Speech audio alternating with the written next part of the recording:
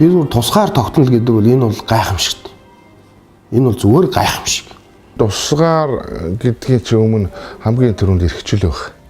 Хүмүүс өөрөө эрхчлөөгүй бол гачлантаа яа. Тэгэхээр энэ гачлан чинь улс үндэстний хэмжээнд яаж очдөг юм гэхээр тусгаар улс болж байна шүү дээ. Тусгаар улс нь альва бусад гүрний харьяат биш.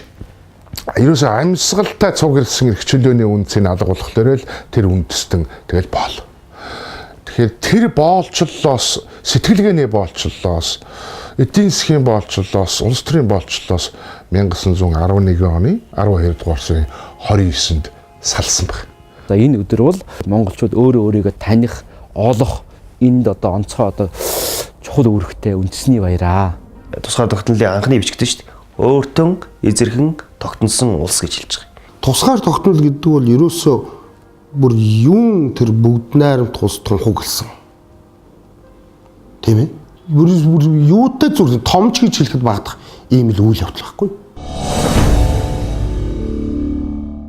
11 оны өнөөдөр оныг бол биднес түүхэнд дутуу үнэлэх балархаа алга болох эрх бидэрт байхгүй. 1636 онд Өмнөд Монгол Манжид дагаар орж ийн. 1691 онд Халах Монгол Халахын дөрөв аймаг дагаар орж ийн. 1750 гээд онд за зүүн гаруй ойрдууд Манжид хүчээр эзлэгдэж байна. Монгол нэртэй улс 200 жил гаруй байхгүй байсан байна гэж. 1900 гад оны үеэс эхлээд ер нь Чингис хааны угсааны ноёдууд томоохон лам нар бол энэ тусгаар тогтнолын асуудлыг сэдвээ санаачилж эхэлсэн. Өөрөө Монголоос одоо олон ирсэн одоо харибинаар дамжаад ирсэн алмас очор энэ төргээд одоо хайсангүй энэ төргээд олон ноёдууд байна. Одоо халахын одоо алтан ургийн ван гүнгүү ноёдууд за том лам нар нийлээд ингээ богд гэгэний дэрэгд уулзж байгаа л да. Тэгээ хүрээнд бол одоо Манж амбан хятад төшмөл олон хүн байна. Тэгээ хараа гналтай уулзж болохгүй шүү дээ. Тэгэхээр яадаг гэхээр бол богдод дан шиг өргөнө гэдэг 3 жил нэг удаа хуулиар болдог байсан. Тэгэхээр энийг бол богд бол жилд нэг болгосон. Энэ дээр цугласан хүмүүсийн дараа бол тэмцэх хэрэгтэй байна. Одоо ямар ч байсан бол нэгэн дугаар энд нэг зорилго төрөх хэрэгтэй шүү дээ. Дан шиг нэрийн дээр цугласан ноёдуудыг ноёдын нууц зөвлөгөө ингэж хүрээнд хийшинэ. За ингээд Монголын төр засгийн газар байгуул яа гэж. За энэний өмнө бол юу болж байгааг гэхээр богд бол зарилэг болгож байгаа. Тэнгэрийн цаг ирлээ гэж. За энэ цаг мөчид монголчууд минь тусгаар тогтнол эрхчлөөгөө хөдөлж олж аваа. Энэ цаг мөчийг алдвал одоо гимшивч барахгүйгээр юм болно гэж. Инх хэрэг та нар ингэхгүй бол миний 8 дөрөв шүтсний хэрэг эс гарнаа гэж. За тэгээ миний энэ үгийг бүх монгол овогтонд тушууд одоо хүргэх гэж. За ингээд бол одоо энэний дараа бол ер нь бол монголчууд бол одоо ингээд ар өөр монголынхон ингээд за баргын төлөө ингээд олон монголчууд богдыг тойроод удаа дараа уулзж байгаа тухай бол гадна дотныхан бичиж байгаа. За ингээд хүрээнд бол одоо цуглаад удаа дараа яриад за ингээд бол за яаж хөдлөх вэ гэж. Ерөөсөө хоёр хол зүйлийг эрхэм чухал тавьж үзэж тусгаар тогтнолын төлөө хөдөлж байгаа. Нэг нь бол монголчууд язгуурын үндэс шашин хоёроо аварнаа л гэж. Нэг нь өөрөөр хэлбэл оюун санааны ертөнцийн чөлөөтэй ертөнцөөнийг нөгөөх нь бол язгуур үндэс буюу уг одоо Монгол гэдэг тэр үндэсээ аврах хамгаалах гэсэн ийм хоёр. Мэдээж тэр үед бол одоо бурхны иш том болсон байсан. Тэгэхээр бурхны ишний тэргүүний хэлсэн үгийг бол дагаж ирсэн. Тэгэхээр энэ бол одоо монголчуудыг одоо нэгтгэх нэг том хүчин зүйлүүд бурхны иш болсон гэж. За тэгээд дээр нь энэ одоо Халах Монголын бурхны ишний тэргүүн 8 дугаар гэгэний нэр хүнд бол асар өндөр байсан. Зөвхөн одоо халахаар тогтохгүй дараа өөр монголчуудын дунд маш өндөр байсан. Тэгэхээр энэ бол донцгой үүрэг үүсгэсэн юм а гэж. Төр засгийн газар бол 1911 оны 11 сарын 30-нд одоо ил гарч байгаа зарлж байгаа. Халахын хүрээний эргийг төр ерөнхийдөө шийдэх газар гэсэн нэртэйгээр дараагаар нь одоо богдын зэрлэгээр төвшөөг нь чагдарч байг томилж байгаа. За ингээд үүний дараа бол одоо хүрээнд сууж исэн Манжийн амбан сайдыг хөө явуулах бичиг өгч байгаа. За ингээд 1911 оны 12 сарын 4-ний өдөр тэр одоо Сандаа амбан бол Оросын одоо консулын газар 3 хоног хоргодоод тэгээд одоо Оросын одоо юугаар дээдүүдээр дамжаад хяактаар дамжаад цаашаа явж гинэ гэж. За энэний дараа бол ингээд төр засгийн газараас бол ингээд за Монгол тусгаар тогтнолоо тунхаглан зарлаа гэдгийг бол албан ёсоор зарлах. За тэр үед байсан дэлхийн улсуудын жишгээр одоо ямар байх ёстой вэ гэхээр улсын эзэн хаантай байна. Энэ бол одоо тусгаар улсын хамгийн нэг том шинж байна. За нэг хоёр тэгвэл төр засагтай байх юм байна. За хэл хязгаартай байх юм байна гэх бүх юмыг. За тэгээд одоо энд чинь нэгэнд одоо төр улс тусдаан бие дааж төр улсаа сэргээн ихэхэд бол юу байх хэрэгтэй вэ? Мөнгө төгрөг санхүү тийм ээ цэрэг айрын бүх юм хэрэгтэй. Тэгээд одоо энэ галахын одоо дөрвөн аймаг за бусад одоо хошуу хэлдвэл богдын зарилгаар бичиг явуулж байгаа. Мөнгө төгрөг цуглуулж байгаа, цэрэг арин бүрдүүлж байгаа. За ингээд одоо энэ цагаагчийн хаажилын өвлийн дундсрын шөнийн 9 буюу одоо хамгийн сайн өдрийн морин цагт за одоогийнхоор 1911 оны 12 дугаар сарын 29-ний морин цагт хүрээний гол төв хэсэг шар ордонд за Монгол улсын сан сэргээн тунхаглаж 8 дугаар Жавсан нутагтыг Монгол улсын эзэн ханаар өргөмжилж тийм ээ. За улсын цолыг Монгол оны олноо өргөгдсөн за их хүрээг одоо нийслэл хүрээг нэрийдсэн төрийн том ёслол болж байгаа. Одоо хааныг өргөмжлөх ёслол энэ бүх үйл ажиллагааны ёслолын дэгийг бол даалам тэргүүлж ирсэн. Ингээ 1910 одоо 1 оны 29-ноос хойш 12 оны 8 сар хүртэл ерөнхий сайд Наман Сөрөнг томилогдтол бол даалам одоо тэргүүлэх яамны одоо сайдын үүрэгтэй байсан. За 1911 оны хувьсгалын гол одоо үйл хэргийг сэдэж санаачилж хэрэгжүүлсэн олон хүмүүс бол ихэнх Чингис хааны үгсаа болон тухайн үеийн томоохон лам нар байсан. За мэдээж тэд нар бол нэг зүйлд бол төвлөрөх байсан. Тэр нь бол богдож авсан дам бодохт.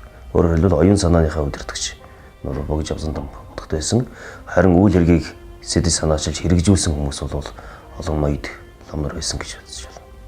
Тэдний дотор бол одоо даалам цэрэн чимэд хэдийгээр язгуур угсаагүй боловч Монгол төрийн сэргээн тунхаглах, Монгол төрийг байгуулсны дараа бол түүнийг авч явах их үйлийг одоо бүтээсэн юм хүн байгаа.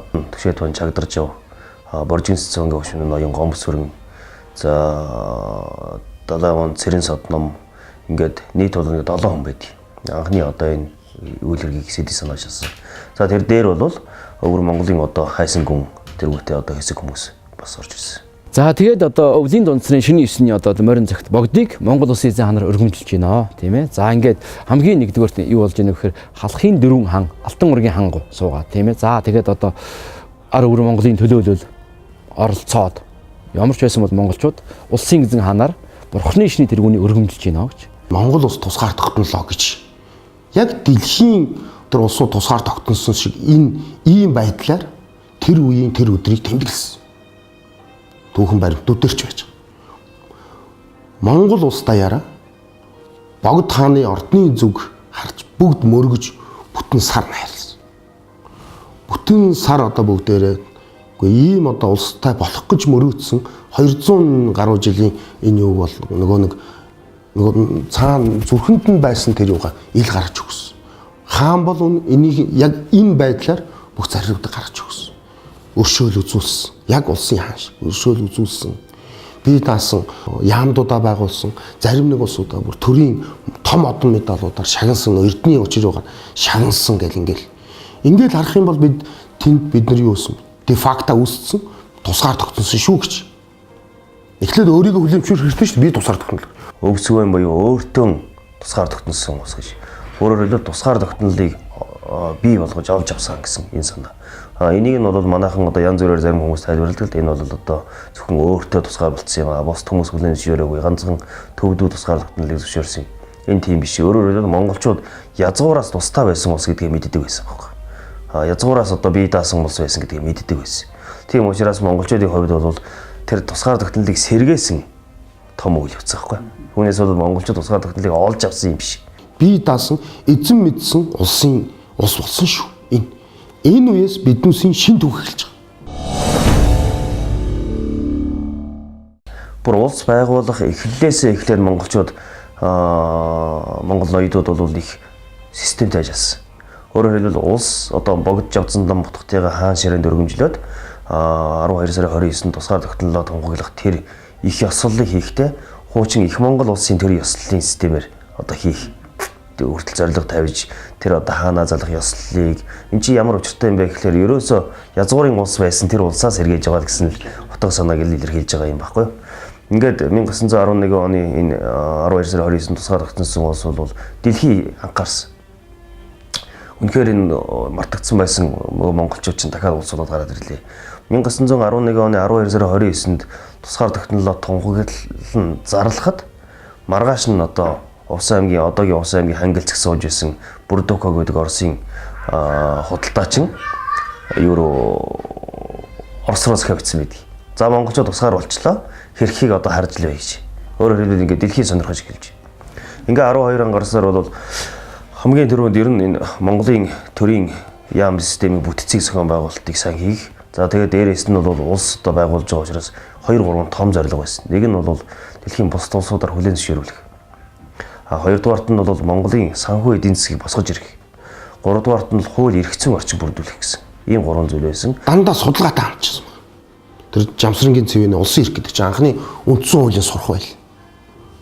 Монгол улс ер нь дэлхийн улсууд ямар жишгээр амьдрдгийг яаж тусгаар тогтнодгийг гэдэг жишээ дэлхийн улсуудын түүх тэр үтгийг л 1265 оны тийм ээ хүний эрхийн Английн хүний эрхийн хаартыг орчуулаад тавьчихсан. Нөгөө Францын хувьсгалын талаарх зохиол номнуудыг орчуулчихсан. Нөгөө Хенри Витне гэж хүний олон улсын эрх зүйн элементүүд гэж номыг хятад хэлнээс нь орчуулаад тавьчихсан. Ингэхлээр тэд нар байнга дэлхийн улсуудын түүх, дэлхийн томоохон тухайн үеийн томоохон гүрнүүдийн түүхийг, хуулиудыг орчуулж судалж исэн баг. Маш олон орны үндсэн хуулиудыг тэр ингээд хуулаад орчуулчихсан. Тэгээ энэ цаана юу вэ гэхээр тусгаар улс яаж байх ёстой юм бэ? Энийний төлөө л энэ ард том тэнцэжсэн байгаа байхгүй юу? Дандаа дэлхий рүү харчихсан баг. Америкийн үндсэн хууль, Германы үндсэн хууль, Норвегийн нөгөө хүний эрхийн томхон хаартууд, нөгөө том зохиолууд тэр чигээр нь өөрийнхөө хэл дээр орчуулж аваад тэгээд харж исэн байгаа байхгүй. Энд чинь бүр уурчилж бэлтгэсэн, оюун санааны хувьд бэлтсэн. Ямар улс байх юм? Улс нь төр нь ямар зохион байгуулалттай байх юм? Хаана нь ямар байх юм? Ингүүл одоо тухайн энэ улс чинь ийм улс шиг улс болно гэдэг тэр санаанууд байж байгаа байхгүй. Тухайлбал одоо Манжийн тэр гадаад Монголын төрийн засах хувьдлын яамны хууль зүйн бичиг гэж байдаг. Тэр гадаад Монголын төрийн засах хувьдлын яамны хууль зүйн бичгээс төрийн байгуулалтын хэсгийг авч аваад тэнд яг тэр хааны хаант улсын төрийн байгуулалтын төрийн бүтэц зохион байгуулалтыг яг шийдэж өгсөн баг шин. Энэ гэтэл Америкийн үндсэн хуулийн маш олон санаа тэнд дотор явж байна. Манайхан болох тэр 51 дэвтэр нь хിവэр гэж байгаа. Хിവэр байхгүй. 220 жил Манжийн иргэшэл байсан ард түмэн чинь тэр соёл, тэр эрх зүйн соёл сэтгэлгээнд суралцж шин. Тэнд дотор ийм яамтай байна, яам нь ийм бүтцтэй байна, боловсролын систем бүр ийм байна гэдээ бүр бүгдийг тавьдаг.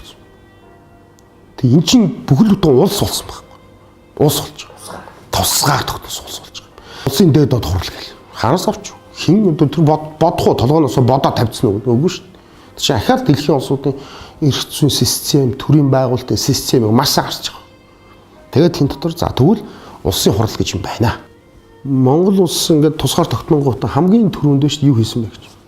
Жин хэмжээний бодлого гарсан. Стандарт. Улсын стандарт. Тухайлбал одоо өнөөдрийн хэлдгээр бол 1 кг-т хэдэн грамм байх юм. Тийм ээ? Алтыг яах юм? Энэ улсын мөнгөнд тэмдэгтүүдийг ямар мөнгөнд тэмдэг хэрэглэх юм? Дараагийн нэг юм бол хуулиар төрийг засаглах, хуулийн дор амьдрах энэ ухаанд сурах гэж хуулийн бие даасан одоо энэ яам байх болсон шүү дээ. Тэр үтгэхэл маш хурдан одоо хуулиудаа гаргахын тулд тэр хууль зүйн бичгийг чинь ингээл хэсгээр нь батлаад 18 орсон байна шүү дээ. Бүр ингээл бодохгүй. Тэгвэл нэг мөсөнд гаргачихвал 65 дэвтрээс ч үгүй шүү. Тэр ч ерөөс ингээд бүр байнга ингэж тэр дорн за амжихгүй. Ерөөс ингээд маш хурдан боловсруулаад гаргаж шийддэг.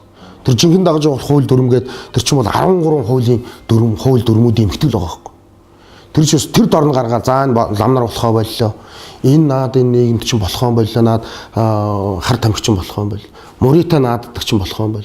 Дамын худалдаа болохоо боллоо. Тэр дорн маш хурдан юу гээл хуулиар засаглаа. Тэгэл өөрөөсөө тэр хариуцлах хүлээх нь хүлээлгээл тэгэл ингээл явж исэн байна шүү дээ. Богд гэдэг маань ч одоо хэн блэ гэдэг юм бол халах монголчуудын бурхны ишний тэргүүн 5 настай заларсан юм хүн байгаа шүү дээ. Монгол улсын хаан шүү. Энэ хааныг бол ярих нь гарцаагүй. За хаан бол дор нь маш том албад ажиллаж шүү дээ. Энэний том мэрэгсэн одоо тухайн үеийн л одоо сэлэг улсууд энэ улсыг нь тусгаар байлгах гэж эдийн хэмжээнд авих гэж бас өөрсдийнхөө оюун санаа, сэтгэл зүрх, хөрөнгө мөнгө бүх юмаа зарцуулсан ийм улсуудын талаар бол нэхэн одоо судлах замаар бас юуг нь гаргаж ирэх хэрэгтэй байна.